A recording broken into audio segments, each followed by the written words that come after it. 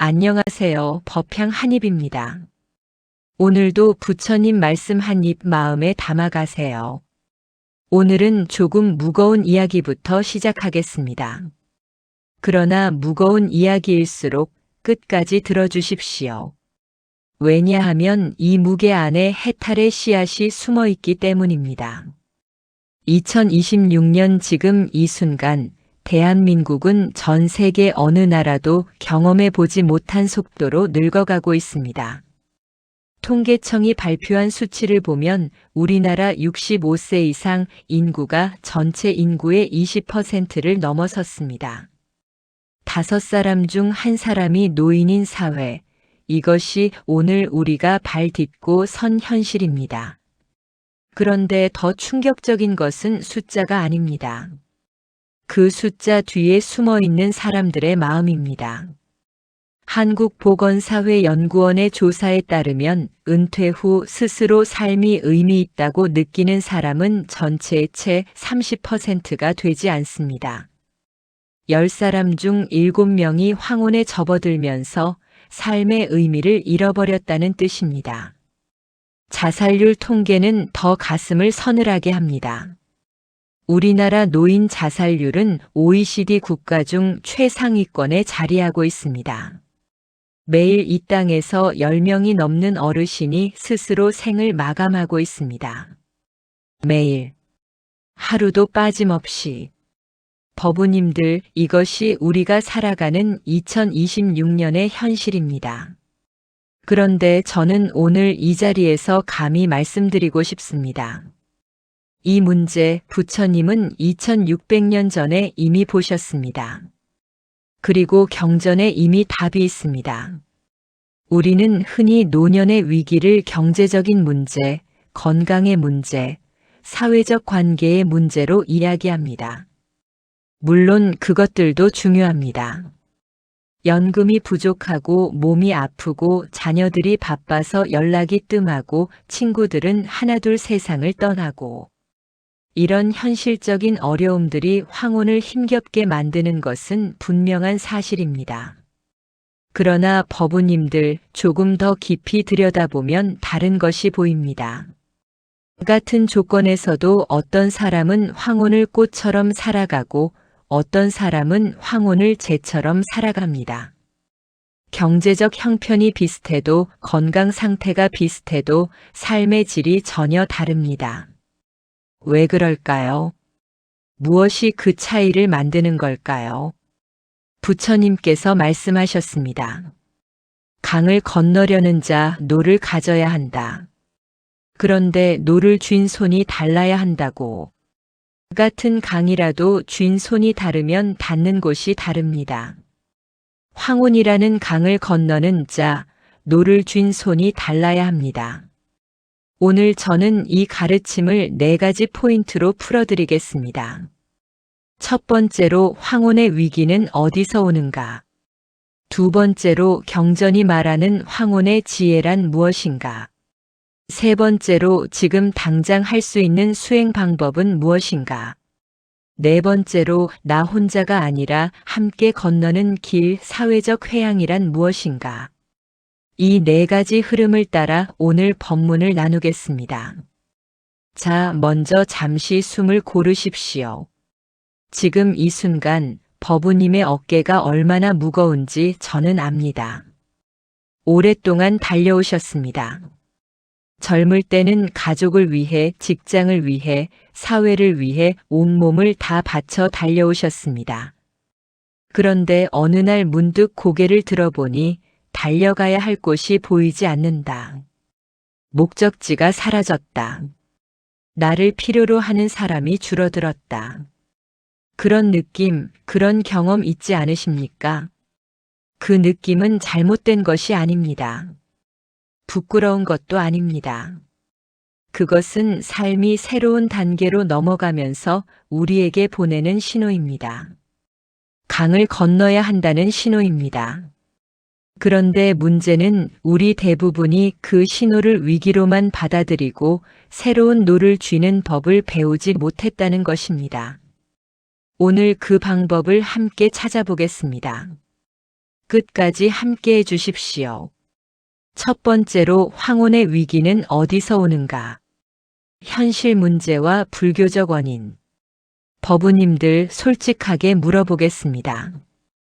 은퇴 이후 또는 자녀가 독립한 이후 처음 몇 달 동안 어떤 느낌이 드셨습니까? 많은 분들이 이렇게 말씀하십니다. 처음에는 홀가분했어요. 그런데 한 달도 안 지나서 뭔가 허전했어요. 아침에 일어났는데 할 일이 없는 거예요. 갈 곳이 없는 거예요. 이것이 황혼의 위기의 첫 번째 모습입니다. 두 번째 모습은 조금 더 아프습니다. 자녀와의 관계가 멀어지는 경험입니다. 평생 그 아이들을 위해 살았는데 정작 아이들은 자기 삶이 바빠서 명절에도 얼굴 보기 힘들고 전화 한 통 하기가 눈치 보인다는 분들이 얼마나 많으십니까? 2024년 조사에서 독거노인 비율이 전체 노인 가구의 35%를 넘었습니다. 혼자 사는 어르신이 3명 중 1명을 넘어선 것입니다. 몸이 아파도 혼자, 밥을 먹어도 혼자, 잠이 오지 않는 새벽에도 혼자. 이것이 오늘 우리 사회의 민낯입니다. 세 번째 모습은 죽음에 대한 두려움입니다. 친구가 암 진단을 받았다는 소식이 들려옵니다. 같이 어울리던 동창이 갑자기 세상을 떠났다는 연락이 옵니다. 거울을 보면 늙어가는 얼굴이 보입니다. 그럴 때 마음 한구석에서 올라오는 두려움. 나는 얼마나 남았을까? 나는 어떻게 죽을까? 나는 죽고 나면 어디로 가는 걸까? 이런 물음들이 밤잠을 설치게 만들고 있지 않으십니까? 자, 이것이 오늘 우리가 마주한 현실입니다. 공허감, 고립감, 죽음의 두려움. 이 세 가지가 황혼의 위기를 이루는 삼각형입니다. 그런데 부처님 시대에도 이런 일이 있었습니다. 아함경에는 이런 장면이 나옵니다. 부처님께서 사위성 기원정사에 계실 때 나이든 바라문 한 사람이 찾아왔습니다. 그 바라문은 이름이 드바다타였는데 평생 제사를 지내고 경전을 공부하며 살았지만 나이가 들어가면서 점점 공허해지고 있었습니다. 그는 부처님 앞에 앉아서 이렇게 말했습니다. 고타마시여, 저는 이제 나이가 많아 몸이 쇠약합니다. 할 일이 없습니다. 나를 아는 사람들이 다 죽었습니다. 이 삶이 무슨 의미가 있는지 모르겠습니다. 법우님들, 2600년 전 이야기입니다. 그런데 지금 이 시대의 이야기 같지 않으십니까? 참으로 그러하지 않습니까? 부처님은 그 바라문에게 화를 내지 않으셨습니다. 설교하지 않으셨습니다. 대신 부드럽게 물으셨습니다. 벗이여, 그대는 지금 무엇을 잃었다고 생각하는가? 바라문은 대답했습니다. 젊음을 잃었습니다. 건강을 잃었습니다. 역할을 잃었습니다. 그러자 부처님께서 말씀하셨습니다. 그대는 잃은 것을 세고 있는가? 아직 있는 것을 세어 보았는가? 이것이 부처님의 첫 번째 가르침입니다. 잃은 것이 아니라 있는 것을 보라. 그러나 법우님들, 이것이 단순히 긍정적으로 생각하라는 말씀이 아닙니다. 훨씬 더 깊은 뜻이 있습니다. 불교에서는 황혼의 위기의 근본 원인을 아집이라고 봅니다. 아집이란 무엇입니까? 내가 나라고 생각하는 그 고정된 이미지에 집착하는 것입니다. 예를 들어 생각해 봅시다.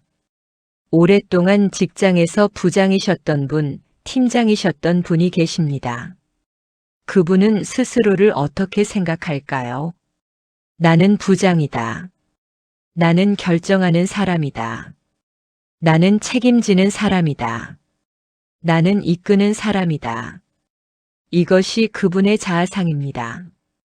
그런데 은퇴하는 순간 그 자아상이 무너집니다. 더 이상 부장이 아닙니다. 결정할 것도 없고 이끌 사람도 없고 책임질 조직도 없습니다. 이때 느끼는 공허함, 이것이 바로 아집이 깨질 때의 고통입니다. 마찬가지로 평생을 어머니로 살아오신 분이 계십니다. 내 존재 이유는 자녀다. 나는 자녀를 위해 존재한다. 이것이 그분의 자아상입니다. 그런데 자녀가 독립하는 순간 그 자아상이 흔들립니다. 내가 필요 없어졌다.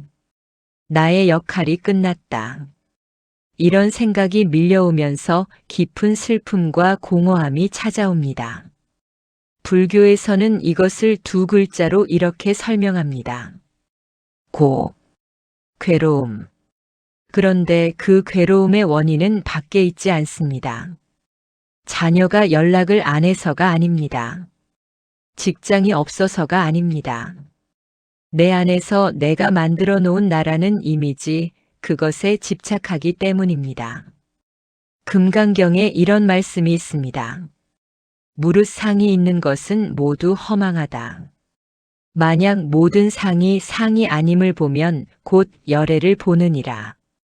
범소유상 계시어망, 약견제 상비상 즉견열애. 이것이 금강경의 핵심 구절입니다. 법우님들, 이 말씀을 황혼의 위기에 대입해 보십시오. 내가 부장이라는 상, 내가 어머니라는 상, 내가 가장이라는 상, 내가 성공한 사람이라는 상. 이 모든 상이 허망하다는 것을 볼 때 비로소 진짜 나를 만납니다. 역할이라는 옷을 벗어던진 자리에 있는 진짜 나를 만납니다. 황혼의 위기는 위기가 아닙니다. 그것은 진짜 나를 만나는 기회입니다. 황혼의 위기는 위기가 아닙니다. 그것은 새로운 노를 쥐는 시작입니다. 황혼의 위기는 위기가 아닙니다. 그것은 오랫동안 기다려온 해방의 문입니다. 그런데 우리는 왜 이 해방의 문 앞에서 두려워할까요? 왜 이 문을 열지 못하고 주저앉을까요?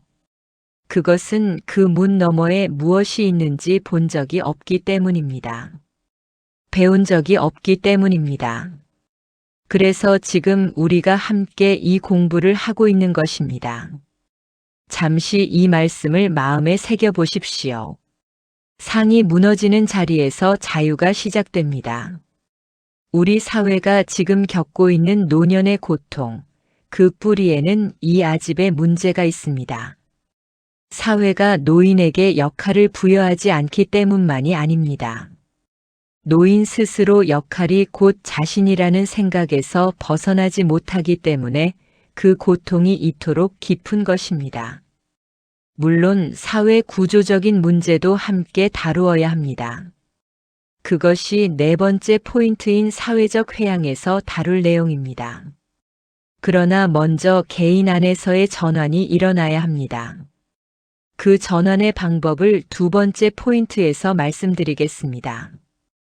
오늘 첫 번째 포인트의 핵심을 한 문장으로 다시 말씀드립니다. 황혼의 위기의 뿌리는 역할이라는 상에 대한 집착입니다. 그 상을 내려놓을 때 비로소 강을 건너는 새로운 노를 쥘 수 있습니다. 두 번째로 경전이 말하는 황혼의 지혜란 무엇인가? 법우님들, 부처님께서 45년간 가르치신 내용을 단 한 줄로 압축하면 이렇습니다. 어떻게 하면 인간이 괴로움에서 벗어날 수 있는가? 그 45년의 가르침 중에서도 황혼의 지혜와 관련하여 가장 직접적이고 강력한 경전이 하나 있습니다. 바로 전륜성왕경입니다. 전륜성왕경은 아함경 계열의 경전으로 부처님께서 이상적인 왕의 모습을 통해 사회와 개인이 어떻게 살아야 하는지를 가르치신 내용입니다. 그런데 이 경전 안에 놀라운 구절이 하나 있습니다. 부처님께서 이상적인 왕, 즉 전륜성왕이 늙어가는 모습을 묘사하시는 장면이 있습니다. 전륜성왕은 젊어서 세상을 통치하고 나이가 들어 머리카락이 휘어지고 주름이 생기면 아들에게 왕위를 물려줍니다. 그리고 이렇게 말합니다. 아들아, 이제 왕위는 내 것이다. 나는 이제 세상을 구하는 다른 방식으로 살겠다. 집을 버리고 출가하여 진리를 구하겠다. 법우님들, 이것이 전륜성왕의 황혼입니다. 역할을 내려놓고 더 깊은 것을 향해 나아가는 것. 이것이 인류 역사상 가장 지혜로운 노년의 모습입니다. 그런데 오늘날 우리는 어떻습니까? 많은 분들이 은퇴를 강제로 당한다고 느끼십니다. 내가 아직 할 수 있는데 사회가 나를 내몰았다는 생각이 드십니다. 그 억울함, 그 분함, 그 허탈감. 충분히 이해합니다. 그러나 전륜성왕경은 다른 시각을 제시합니다. 역할을 내려놓는 것이 패배가 아니라 더 깊은 삶으로 나아가는 출발이라는 것입니다. 부처님 시대에도 이런 일이 있었습니다. 마하나마라는 왕족이 있었습니다. 부처님의 사촌이기도 했습니다. 그는 가문의 영광이 무너지는 것을 목격하고 깊은 슬픔과 허탈감에 빠져 부처님을 찾아왔습니다. 세존이시여, 저는 이제 더 이상 아무것도 아닙니다. 가문도 잃고 권세도 잃었습니다. 제가 앞으로 어떻게 살아야 합니까? 부처님께서는 그에게 말씀하셨습니다. 마하나마여, 그대가 가문을 위해 살았을 때 그대는 무엇을 위해 살았는가? 이제 그 가문이 없어졌다면 그대는 처음으로 그대 자신을 위해 살 수 있게 되었느니라. 이것이 경전의 해법입니다. 이름이 곧 얻음입니다. 비워짐이 곧 채워짐의 준비입니다. 그러나 법우님들, 말로는 쉽습니다. 실제로 그 자리에 서면 얼마나 어렵습니까? 그래서 경전은 구체적인 지혜를 세 가지로 제시합니다. 경전이 제시하는 첫 번째 지혜는 무아의 실천입니다. 무아란 무엇입니까? 나라고 생각하는 것이 실체가 없다는 뜻입니다. 그런데 이것을 허무주의로 오해하면 안 됩니다. 무아는 내가 없다는 것이 아닙니다. 내가 고정된 어떤 것이 아니라는 뜻입니다. 나는 계속 변합니다. 20대의 나와 50대의 나와 70대의 나는 다릅니다. 그런데 우리는 어느 시기에 나, 어느 역할을 맡았을 때의 나를 고정된 자아로 붙잡으려 합니다. 부장이었을 때의 나, 젊고 건강했을 때의 나, 자녀에게 필요했을 때의 나. 이것에 집착하기 때문에 그것이 변했을 때 고통이 옵니다. 무아의 실천이란 이것입니다. 나는 강물이다. 강물은 어제도 흘렀고 오늘도 흐르고 내일도 흐른다. 그러나 어제의 물과 오늘의 물은 다르다. 그래도 강은 강이다. 역할이 바뀌어도 나는 나입니다. 직함이 없어도 나는 나입니다. 자녀에게 필요 없어도 나는 나입니다. 이 나 역할을 떼어낸 진짜 나를 발견하는 것, 이것이 무아의 실천입니다. 경전이 제시하는 두 번째 지혜는 지족입니다. 족함을 아는 것입니다. 화엄경에 이런 말씀이 있습니다. 지족한 사람은 비록 땅에 누워도 편안하고 부족함을 모르는 사람은 천상에 있어도 불만스럽다. 얼마나 명쾌한 말씀입니까? 법우님들, 황혼에 불행한 사람들의 공통점이 무엇인지 아십니까? 비교입니다. 과거의 나와 지금의 나를 비교합니다. 예전에는 이랬는데, 예전에는 저랬는데, 또는 남과 나를 비교합니다. 저 사람은 자녀가 자주 연락하는데, 저 사람은 형편이 넉넉한데, 이 비교가 황혼을 지옥으로 만듭니다. 그런데 지족의 지혜는 이렇게 말합니다. 지금 이 숨 쉬는 것, 지금 이 따뜻한 햇볕, 지금 이 한 끼 밥, 지금 이 말씀을 들을 수 있는 이 귀. 이것으로 충분하다. 충분하다는 말이 포기라고 생각하십니까? 아닙니다. 충분하다는 말은 지금 이 순간을 온전히 살겠다는 선언입니다. 지금 이 순간에 뿌리를 내리겠다는 결심입니다. 경전이 제시하는 세 번째 지혜는 자비의 확장입니다. 황혼의 가장 위험한 함정 하나가 있습니다. 그것은 자기 안으로만 파고드는 것입니다. 내 고통, 내 외로움, 내 억울함, 내 두려움. 이것만 생각하다 보면 마음이 점점 작아집니다. 마음이 작아지면 삶도 작아집니다. 삶이 작아지면 고통은 더 크게 느껴집니다. 자비의 확장은 이것의 반대입니다. 내 고통을 통해 다른 사람의 고통을 이해하는 것입니다. 나도 외롭구나. 그렇다면 저 사람도 외롭겠구나.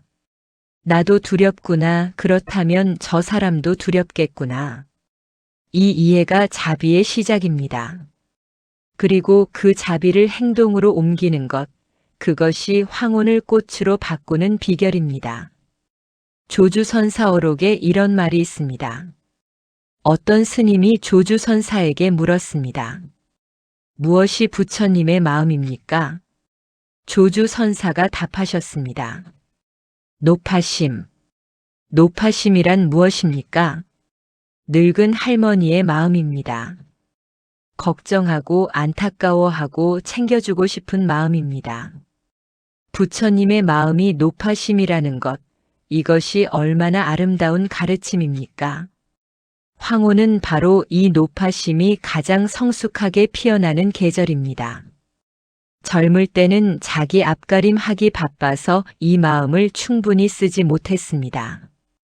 그러나 황혼에 접어들면 이제 이 노파심을 세상을 향해 마음껏 펼칠 수 있습니다. 이것이 황혼의 진짜 재산입니다. 법우님들, 이 세 가지 지혜를 다시 정리해 드립니다. 역할을 내려놓아 진짜 나를 만나는 무아의 지혜. 지금 이 순간 충분함을 아는 지족의 지혜. 내 고통을 통해 타인을 이해하는 자비의 지혜. 이 세 가지가 황혼의 강을 건너는 진짜 노입니다. 황혼의 강을 건너는 진짜 노는 이 세 가지입니다. 이 세 가지 노를 바르게 주십시오. 그런데 법우님들 아는 것과 사는 것은 다릅니다. 경전을 읽고 고개를 끄덕인다고 해서 삶이 바뀌지 않습니다. 그래서 세 번째 포인트가 필요합니다. 지금 당장 오늘부터 할 수 있는 수행 방법입니다. 세 번째로 지금 당장 할 수 있는 수행. 이것이 오늘 법문의 절정입니다. 법우님들 여기서 잠깐 멈추십시오. 숨을 한번 크게 들이쉬고 내쉬십시오. 지금 이 순간 숨이 들어오고 나가고 있습니까? 그렇다면 지금 이 순간 수행은 이미 시작된 것입니다. 제가 오늘 세 번째 포인트에서 말씀드릴 내용은 거창한 수행이 아닙니다. 명상 수련원에 가야 하는 것도 아닙니다. 3년 결사를 해야 하는 것도 아닙니다. 황혼의 강을 건너는 노를 바르게 쥐기 위한 지금 이 자리에서 당장 시작할 수 있는 세 가지 수행을 말씀드리겠습니다. 경전에 이미 답이 있습니다. 그리고 그 답은 놀랍도록 구체적입니다. 첫 번째 수행은 아침 10분 관법입니다. 관법이란 무엇입니까? 있는 그대로 보는 것입니다. 판단 없이 보는 것입니다. 방법은 이렇습니다. 아침에 일어나서 아직 자리에 앉아 있는 상태에서 딱 10분만 지금 이 순간 몸에서 느껴지는 것을 그냥 바라보십시오. 좋다 나쁘다 판단하지 마십시오. 다리가 아프면 아프구나. 가슴이 답답하면 답답하구나. 기분이 우울하면 우울하구나. 그냥 바라보는 것입니다. 왜 이것이 중요합니까? 우리의 고통 대부분은 있는 그대로의 현실이 아니라 그 현실에 대한 해석과 판단에서 옵니다. 다리가 아프다는 사실 자체는 그냥 아픔입니다. 그런데 거기에 이런 생각이 붙으면 어떻게 됩니까? 이러다 큰 병이 오면 어떡하지? 아무도 나를 돌봐줄 사람이 없는데. 혼자 아프다가 혼자 죽게 되면 어떡하지? 이 생각의 연쇄가 아픔을 공포로 키웁니다. 관법은 이 연쇄를 끊는 수행입니다. 다리가 아프구나. 그냥 여기서 멈추는 것입니다. 이 연습을 아침마다 10분씩 하시면 한 달이 지나지 않아 삶이 조금씩 달라집니다. 내가 느끼는 감정과 그 감정에 대한 반응 사이에 작은 틈이 생깁니다. 그 틈이 지혜의 공간입니다. 반야심경에 이런 말씀이 있습니다. 관자재보살이 깊은 반야바라밀다를 행할 때 오온이 모두 공함을 비추어 보고 온갖 괴로움을 건넜느니라. 관자재보살이 한 것이 무엇입니까? 비추어 보는 것입니다. 관하는 것입니다. 있는 그대로 비추어 보는 것, 이것이 반야이고 이것이 지혜입니다. 아침 10분 관법, 이것이 첫 번째 수행입니다. 두 번째 수행은 감사일기입니다. 그런데 법우님들 잠깐요. 감사일기라는 말을 들으면 많은 분들이 이렇게 반응하십니다. 그게 무슨 수행입니까? 너무 쉽지 않습니까? 쉽다고 느끼신다면 지금 당장 하고 계시겠지요. 안 하고 계시다면 쉬운 것이 아닙니다. 감사일기의 방법은 이렇습니다. 하루 중 좋았던 일 3가지를 저녁에 적는 것입니다. 그런데 여기에 조건이 있습니다. 반드시 아주 작은 것이어야 합니다. 큰 것을 찾으려 하면 못 찾습니다. 오늘 점심이 맛있었다.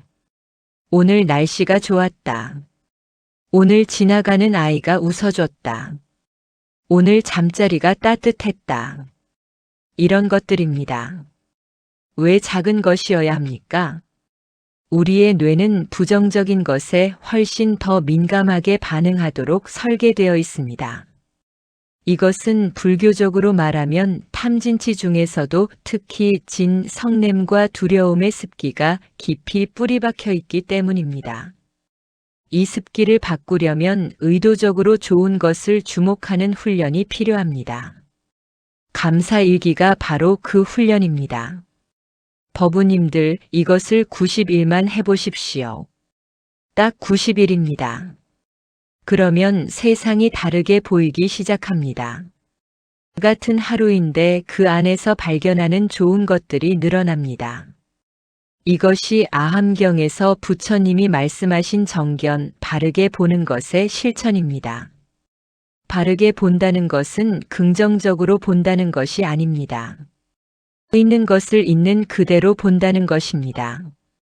그런데 우리는 습관적으로 없는 것, 부족한 것을 먼저 봅니다. 감사일기는 그 습관을 교정하는 수행입니다. 세 번째 수행은 제가 오늘 법문에서 가장 강조하고 싶은 것입니다. 법우님들 이것이 핵심입니다. 잘 들어주십시오. 세 번째 수행은 한 사람에게 베푸는 작은 자비입니다. 방법은 이렇습니다. 오늘 만나는 사람 중 한 사람에게 아무 대가 없이, 아무 조건 없이 딱 하나의 선한 행위를 하십시오. 그것이 따뜻한 말 한마디여도 됩니다. 그것이 문을 잡아주는 것이어도 됩니다. 그것이 작은 음식을 나누는 것이어도 됩니다. 그것이 지나가는 이웃에게 미소 짓는 것이어도 됩니다. 왜 이것이 수행입니까? 왜 이것이 황혼을 바꾸는 힘이 있습니까?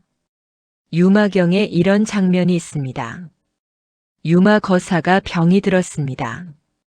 부처님께서 제자들을 보내어 문병하려 하셨습니다.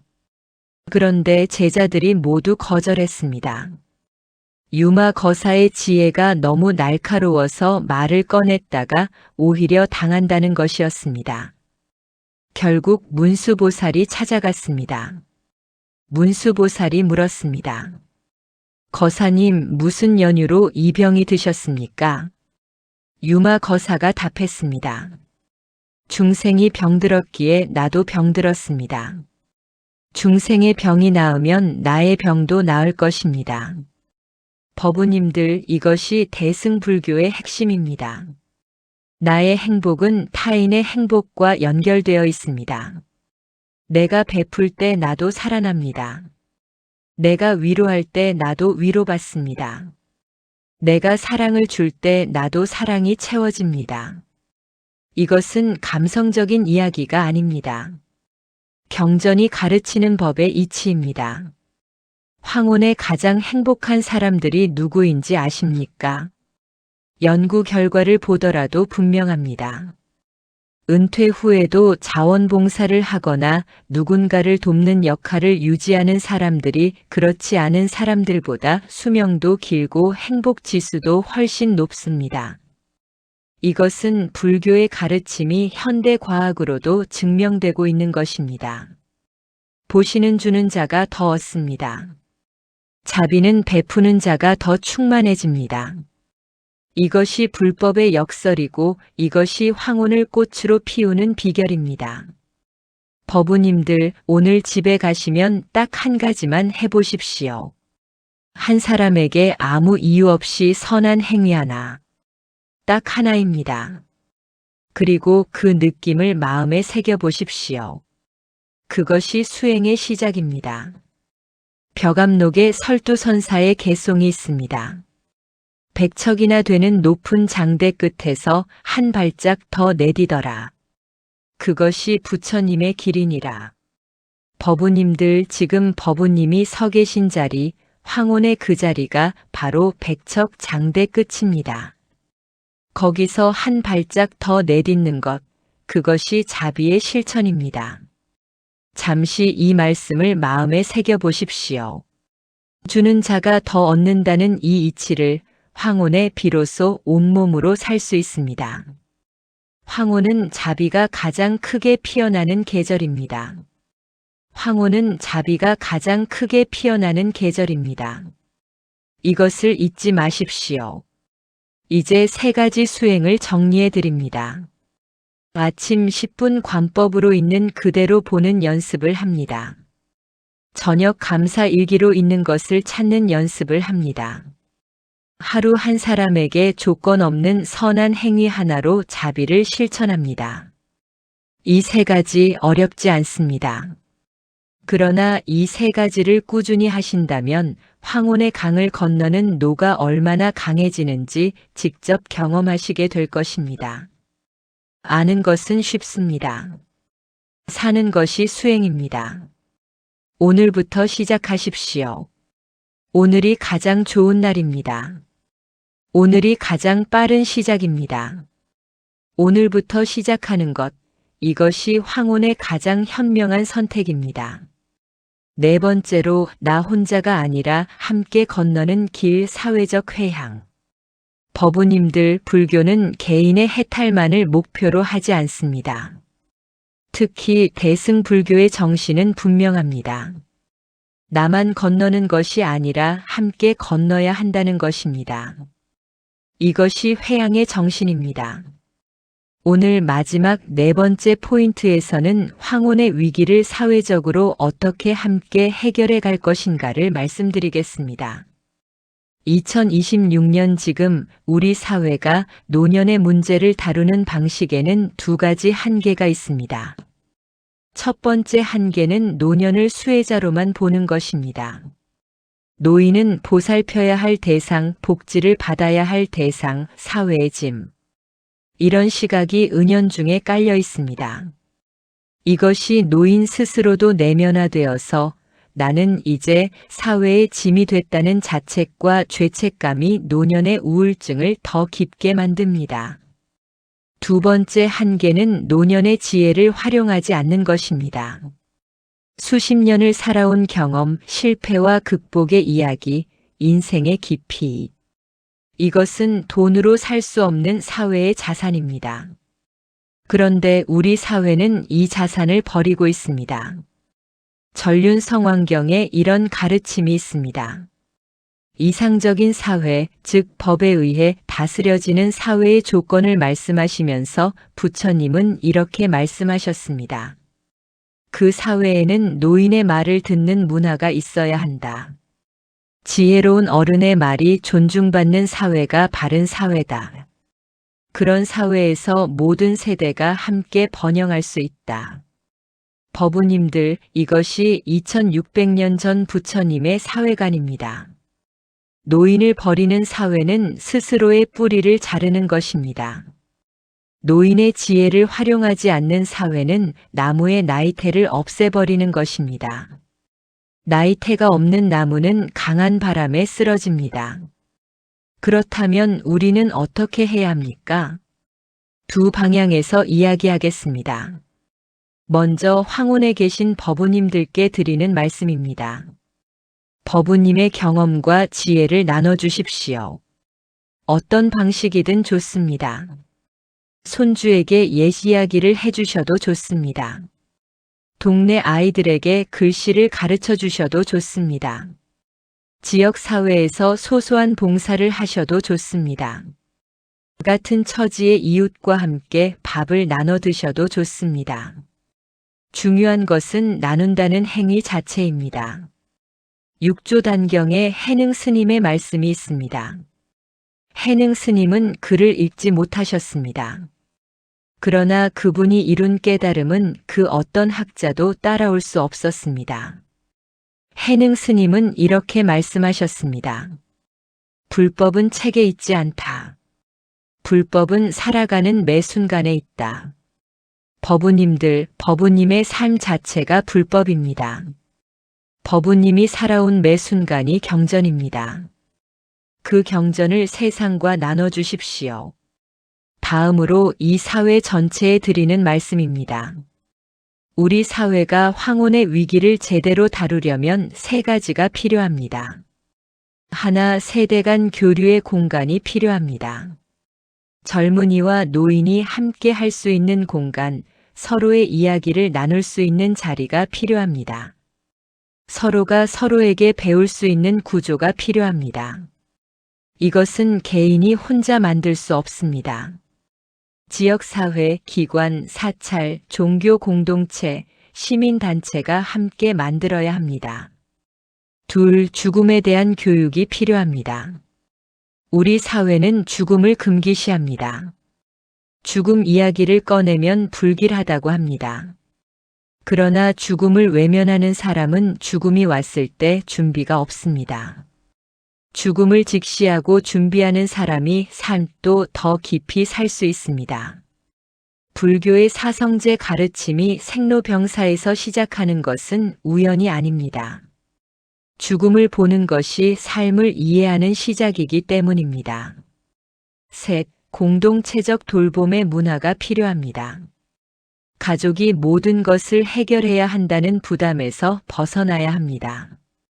이웃이 이웃을 돌보는 문화, 지역사회가 함께 노인을 품는 문화가 필요합니다. 이것은 사실 불교 사찰 공동체의 전통과 일맥상통합니다. 사찰은 언제나 지역사회의 돌봄 공간이었습니다. 이 정신을 오늘 이 시대에 다시 살려야 합니다. 법우님들, 사회적 회양이란 거창한 것이 아닙니다. 내 주변에 외로운 사람 한 명을 눈여겨보는 것입니다. 아파트 윗집 어르신이 오랫동안 기척이 없는지 살펴보는 것입니다. 혼자 드시는 이웃에게 가끔 밥 한 끼를 함께 하자고 말을 거는 것입니다. 이 작은 행위들이 모이면 사회가 바뀝니다. 부처님께서는 이것을 연기라고 말씀하셨습니다. 모든 것은 서로 연결되어 있다. 나의 작은 선한 행위가 옆 사람에게 전해지고 그것이 또 다른 사람에게 전해져서 결국 세상 전체를 바꿀 수 있다는 것입니다. 이것이 연기의 아름다움이고 이것이 회향의 힘입니다. 황혼은 봄이 지나고 여름이 지나고 찾아오는 가을입니다. 가을은 쇠락의 계절이 아닙니다. 가을은 수확의 계절입니다. 법우님이 한평생 쌓아온 것들을 수확하고 그것을 나누는 계절입니다. 이 가을을 맞이하는 자세가 달라야 합니다. 이 가을을 맞이하는 노를 쥔 손이 달라야 합니다. 황혼의 강을 건너는 자, 노를 쥔 손이 달라야 합니다. 혼자 건너려 하지 마십시오. 함께 건너는 것이 더 빠르고 더 안전하고 더 아름답습니다. 법화경에 이런 비유가 있습니다. 불타는 집에서 아이들을 구하기 위해 아버지가 밖에서 소리칩니다. 얘들아, 밖에 좋은 수레가 있다. 빨리 나와라. 법우님들, 그 아버지의 마음이 무엇입니까? 한 사람도 빠짐없이 구하고 싶은 마음입니다. 이것이 보살의 마음이고 이것이 회향의 정신입니다. 법우님들 한 분 한 분이 그 아버지입니다. 주변을 돌아보십시오. 아직 불타는 집 안에 있는 사람이 있습니까? 그분에게 손을 내밀어 주십시오. 그것이 황혼의 강을 가장 아름답게 건너는 방법입니다. 이 나눔이 외로움을 녹입니다. 이 나눔이 공허함을 채웁니다. 이 나눔이 죽음의 두려움을 평화로 바꿉니다. 한 사람을 살리는 자비가 나 자신도 살립니다. 이것이 불법의 이치이고 이것이 황혼을 꽃으로 만드는 힘입니다. 마무리. 황혼의 강을 건너며 법우님들, 오늘 우리는 긴 여정을 함께 걸어왔습니다. 오늘 법문의 핵심을 마지막으로 한 번 더 마음에 새겨주십시오. 황혼의 위기는 역할이라는 상에 대한 집착에서 옵니다. 그 상을 내려놓는 순간 진짜 나와 만납니다. 경전은 세 가지 지혜를 가르칩니다. 무아, 지족, 자비. 이 세 가지가 황혼의 강을 건너는 진짜 노입니다. 수행은 지금 이 자리에서 시작합니다. 아침 관법, 감사일기, 한 사람에게 베푸는 자비. 이 세 가지를 오늘부터 시작하십시오. 그리고 혼자 건너지 마십시오. 함께 건널 때 황혼의 강은 두렵지 않습니다. 잠시 이 말씀을 마음에 새겨보십시오. 2600년 전 부처님께서 열반에 드시기 직전에 마지막으로 제자들에게 하신 말씀이 있습니다. 팔리어 경전에 전해지는 그 마지막 말씀은 이것입니다. 모든 지어진 것들은 무상하다. 게으르지 말고 열심히 수행하라. 바와티 상카라 아빠마데나 삼파데타. 이것이 부처님의 마지막 말씀입니다. 법우님들, 부처님은 마지막 순간에도 우리에게 포기하지 말라고 하셨습니다. 황혼이라도 몸이 아프더라도 외롭더라도 두렵더라도 게으르지 말고 열심히 수행하라. 이 수행이 거창한 것이 아닙니다. 오늘 아침 10분, 오늘 저녁 감사일기 3줄, 오늘 한 사람에게 미소 하나. 이것이 수행입니다. 황혼의 강은 분명 힘든 강입니다. 물살이 세고 바람이 거셉니다. 그러나 노를 바르게 쥔 사람에게 그 강은 두렵지 않습니다. 오히려 그 강을 건너면서 보이는 풍경이 가장 아름답습니다. 석양이 가장 붉은 것은 하루가 끝날 때입니다. 가장 깊은 지혜가 피어나는 것은 황혼의 자리입니다. 법우님들, 황혼을 두려워하지 마십시오. 황혼을 두려워하지 마십시오. 황혼은 완성을 향해 가는 거룩한 여정입니다. 그 여정을 부처님 법과 함께 걸어가십시오. 경전의 지혜를 손에 쥐고 걸어가십시오. 그리고 옆 사람의 손을 잡고 함께 걸어가십시오. 저도 법우님들과 함께 이 강을 건너겠습니다. 이 길에서 만난 것이 얼마나 큰 인연입니까? 참으로 그러하지 않습니까? 오늘 말씀을 듣고 어떤 생각이 드셨습니까? 황혼에 대해, 노년에 대해, 삶의 의미에 대해 어떤 느낌이 오셨습니까? 댓글로 법우님의 생각과 경험을 나눠주십시오. 법우님의 이야기가 또 다른 법우님에게 큰 위로가 됩니다. 법우님의 경험이 누군가에게는 경전보다 더 강한 가르침이 됩니다. 오늘 법문을 들으시고 한 가지 다짐하신 것이 있다면 그 다짐도 댓글로 남겨주십시오. 함께 기억하고 함께 응원하겠습니다. 이 공덕이 모든 법우님들께 회양되기를 발언합니다.